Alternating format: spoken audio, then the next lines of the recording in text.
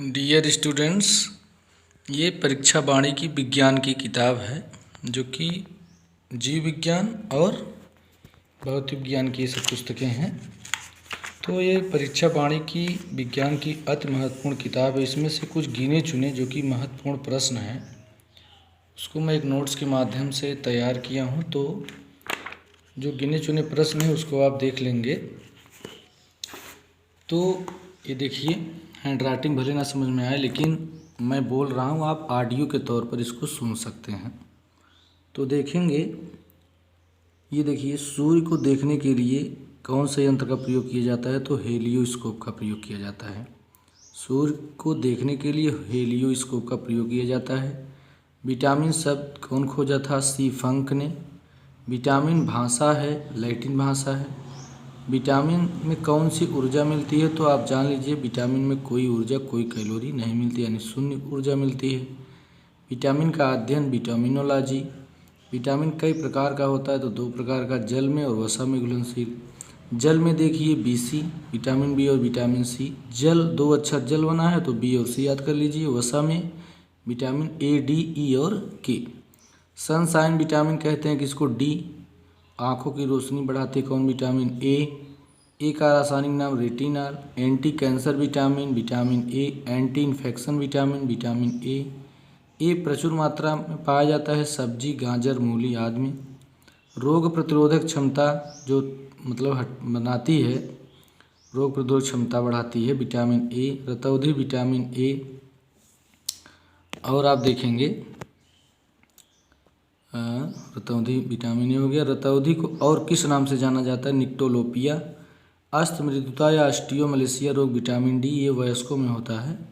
Cobalt vitamin B12 में पाया जाता है। विटामिन B1 का नाम थायमीन है, थियामीन। बेरी विटामिन बी। B2 riboflavin. त्वचा व होठों का पड़ना B2। एनीमिया रोग विटामिन B12 से होता है। मछली के यकृत में विटामिन ए और डी प्रचुर मात्रा में पाया जाता है। मानसिक विकार या पेलाग्रा रोग विटामिन B3 से होता है। B6 पायरिडॉक्सिन कहते हैं। B12 साइनोकोबालामिन कहते हैं। B5 पेंटाथेनिक अम्ल। B3 नियासिन या निकोटीनिक अम्ल। B7 biotin. B9 फॉलिक अम्ल।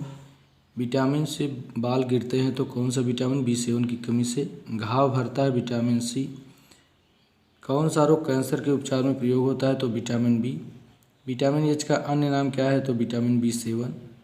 RBC बनाने में मददगार करता है vitamin C. Vitamin D calciferol नाम है। कैल्सीफेरॉल जो कैल्शियम का स्तर बढ़ाता है वो विटामिन डी। रिकेट्स रोग विटामिन डी। बच्चों में अस्थमिता रोग होते हैं। रिकेट्स रोग विटामिन डी। और अस्थिमलेशिया जो है, ऑस्टियोमलेशिया, वो होता है वयस्कों में। अब विटामिन डी को हार्मोन्स भी माना जाता है और विटामिन का निर्माण मनुष्य की त्वचा में होता है विटामिन डी, और हड्डियों को मजबूत करता है विटामिन डी। ये ऑडियो के तौर पर आप देख सकते हैं, आप सुन सकते हैं। आगे देखिए, विटामिन कहाँ संचित होता है? तो यकृत में। विटामिन 10 की कमी से रुधिर क्षीणता होती है। बाल सफ़ेद हो जाते हैं तो विटामिन B6 और विटामिन B12 की कमी से। पॉलिश किए गए चावल खाने से बेरी रोग होता है। विटामिन का कार्य भोजन को उत्प्रेरक या उपापचय क्रिया को बढ़ाने के लिए होता है। देखिए, शरीर में कौन सा विटामिन जो तीव्रता से बनता है? Vitamin D. के क्यूनोन दोनों नाम इसका। ई टेकोफेरॉल सौंदर्य विटामिन ई को कहते हैं। ई जो है प्रजनन क्षमता भी बढ़ाता है। हानिकारक रसायन को नष्ट करता है विटामिन ई। जनन की बीमारी देखिए विटामिन ई। रक्त का थक्का बनता है विटामिन के की कमी से। छीली हुई सब्जियों से निकल जाता है तो विटामिन सी। संक्रमण रोकता है विटामिन ए। विटामिन कौन खोजा था? तो हॉपकिंस। अब आज थोड़ा हृदय के बारे में देखिए। हृदय तथा उसकी बीमारी का अध्ययन कार्डियोलॉजी के अंदर किया जाता है। हृदय घेरे रहती है तो पेरिकार्डियम थैली। हृदय का वजन 300 ग्राम होता है, मस्तिष्क का वजन 1400 ग्राम होता है। रक्त दाब नियंत्रित करता है अधवृक्क, इसी को एड्रीनल ग्लैंड कहते हैं। हृदय का रुधिर दाब मापा जाता है स्फिग्मोमैनोमीटर से। सामान्य रुधिर दाब 120/80 mmHg होता है। प्रथम हृदय ध्वन लब डब और दूसरा डब, लब डब की ध्वनि होती है हृदय में। हृदय की धड़कन को उत्तेजित करता है थायरॉक्सिन। वीनस हृदय किसके हृदय को कहते हैं? तो मछली के हृदय को। हृदय का प्राथमिक पेसमेकर, हृदय का प्रारंभिक पेसमेकर एसे नोड साइनो आर्टेरियल। रक्तचाप का सामान्य से अधिक हो जाना तो क्या कहलाता है? हाइपरटेंशन, और कम हो जाता तो हाइपोटेंशन। हाइपरटेंशन और हाइपोटेंशन में आप समझ लीजिए। हृदय की धड़कन सामान्य से तेज हो जाता है तो टेरिकार्डियम, और कम हो जाता तो वेडिकार्डिया। टैकीकार्डिया और वेडिकार्डिया। हृदय की धड़कन सामान्य से अगर तेज हो जाएगा तो टैकीकार्डिया, और कम हो जाए तो वेडिकार्डिया। और यहाँ रक्तचाप जो होता है सामान्य से अधिक हो जाएगा तो हाइपरटेंशन, और कम हो जाएगा तो हाइपोटेंशन। संकुचन चरण के दौरान सिस्टोलिक दबाव होगा तो संकुलन होगा, डायस्टोलिक होगा तो रिफ्लेक्शन होगा, यानी बढ़ेगा। एक धड़कन में 0.8 सेकंड का समय लगता है। जार्विक सेवन कृत्रिम हृदय को कहते हैं। और ये देखिए, शुद्ध या ऑक्सीजन युक्त रक्त कहाँ पहुँचता है? तो फेफड़े में। और बॉम्बे रक्त समूह किसे कहा जाता है? OH या HH समूह को। आगे आप देखेंगे थोड़ा सा, आनुवांशिकी शब्द का प्रयोग सर्वप्रथम किसने किया था? W वेटसन ने। यह हाई स्कूल की एक NCERT की बुक से लिया गया है। आनुवांशिकता की इकाई को कहते हैं जीन कहते हैं। और चेकर बोर्ड सर्वप्रथम किसने दर्शाया था? तो पुन्नेट ने। चेकर बोर्ड पृथक्करण का नियम सर्वप्रथम किसने दिया था? तो मेंडेल ने। HT मॉर्गन ने अपना आनुवांशिक प्रयोग फल मक्खी पर किया था। मानव में लिंग संगता रोग वर्णांधता है, जो कि ठीक नहीं होता। पुरुषों के कुल गुणसूत्रों की संख्या 44 + XY रहता है, 44, 45 और 46। तो ये हेट्रोसोम और डेट्रोसोम होता है। गुणसूत्र का वह छोटा भाग जिसमें हो सकता है म्यूट्रॉन। लिंग निर्धारण का गुणसूत्रवाद सिद्धांत किसने दिया था? तो मैकलंग ने। जीन शब्द का प्रयोग सर्वप्रथम किसने दिया था? जोहानसन ने। DNA का वह भाग जो जैविक कार्य निर्धारण कर सकता है, सिस्ट्रान। आनुवांशिकता का गुणसूत्र सिद्धांत किसने दिया था? सटन और बावेरी ने। DNA अणु में G+A यानी एडेनोसिन, और ये गाइनोसिन और साइटोसिन थाइमिन। गुणसूत्र किस प्रकार के बने होते हैं? DNA और प्रोटीन के। शुक्राणु में ऑटोसोम्स की संख्या 44 होती है, 22 जोड़ी होती है। 2 DNA तंतु आपस में जुड़े रहते हैं हाइड्रोजन बंध के द्वारा। लाइमार्कवाद का मूल सिद्धांत उपार्जित लक्षणों की वंशानुगति। प्राकृतिक वर्ण का सिद्धांत किसने दिया था? चार्ल्स डार्विन ने। परिवर्तनवाद के जनक ह्यूगो ड्यूब्रीज। योग्यता की उत्तरजीविता हर्बर्ट स्पेंसर। फिलासफिक जूलॉजिक पुस्तक लाइमार्क ने लिखा था। जीन में अचानक परिवर्तन को कहते हैं उत्परिवर्तनवाद।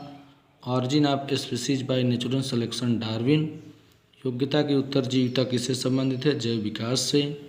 उत्परिवर्तन का कारण जीन परिवर्तन होता है। अफीम किस पौधे से प्राप्त होता है? तो पोस्ता से। एल्कोहल सबसे ज़्यादा किस अंग को प्रभावित करता है? तो यकृत को। निषेचन के बाद पुष्प का कौन सा भाग फल बनता है? अंडाशय। गर्भपात 8 सप्ताह तक के भ्रूण का किया जाता है। पुरुषों में नसबंदी वैसेक्टॉमी तथा महिलाओं में ट्यूबेक्टॉमी। शरीर के किस अंग की पुनरुद्धारण क्षमता सबसे ज़्यादा होती है? तो यकृत की, और सबसे कम मस्तिष्क की। आगे देखिए, अनुमस्तिष्क का कार्य क्या होता है? शरीर का चलन, शरीर मतलब जो संतुलन बनाता है, चलन, दौड़ना, कूदना, सब ये शरीर का अनुमस्तिष्क करता है। मनुष्य में मेरुदंड तंत्रिका कितनी जोड़ी होती हैं? तो 31 जोड़ी। घ्राण पिंड किसका बोध कराता है? तो गंध का। बुद्धि एवं स्मरण शक्ति का केंद्र क्या है? प्रमस्तिष्क गोलार्ध। मनुष्य में कपाल तंत्रिकाओं की संख्या क्या है? 12 जोड़ी। प्रतिवर्ती क्रिया केंद्र है मयूरज्जु का। और मनुष्य में मस्तिष्क किसमें स्थित होता है? तो कपाल गुहा में। मनुष्य का वह भाग जो अनैच्छिक क्रिया को नियंत्रित करता है, तो मेडुला ऑब्लांगेटा। मस्तिष्क का कौन सा भाग ताप नियंत्रित करता है? तो डाइएन्सेफेलॉन। मनुष्य के मस्तिष्क का कौन सा भाग सर्वाधिक विकसित होता है? तो प्रमस्तिष्क। शिशु को जन्म के समय कौन सा हार्मोन स्रावित होता है? रिलैक्सिन। अंतःस्रावी ग्रंथि की गड़बड़ी से होता है घेगा रोग। गर्भ निरोधक औषधि के रूप में किस हार्मोन्स का प्रयोग होता है? प्रोजेस्टेरॉन। कौन ग्रंथि बहिस्रावी और अंतःस्रावी दोनों में? अग्नाशय। वृषण में वृषण द्वारा स्रावित हार्मोन्स टेस्टोस्टेरॉन एंड एंडोस्टेरॉन। पीयूष ग्रंथि कहाँ होती है? मस्तिष्क के अधर तल में। बहुत इंपॉर्टेंट क्वेश्चन है। मादा लिंग हार्मोन कहलाता है एस्ट्रोजन। हृदय के बाएं भाग में शुद्ध रक्त तथा दाएं भाग में अशुद्ध रक्त बहता है। प्रोटीन का कार्य क्या है? शरीर में टूट फूट की मरम्मत करना तथा एंटीबॉडी बनाकर शरीर की सुरक्षा करना। विटामिन के क्या कार्य हैं? ये शरीर की उपापचय क्रियाओं का नियमन करता है एवं नियंत्रण करता है। विटामिन की खोज एनाई लूनिन ने 1881 में किया था।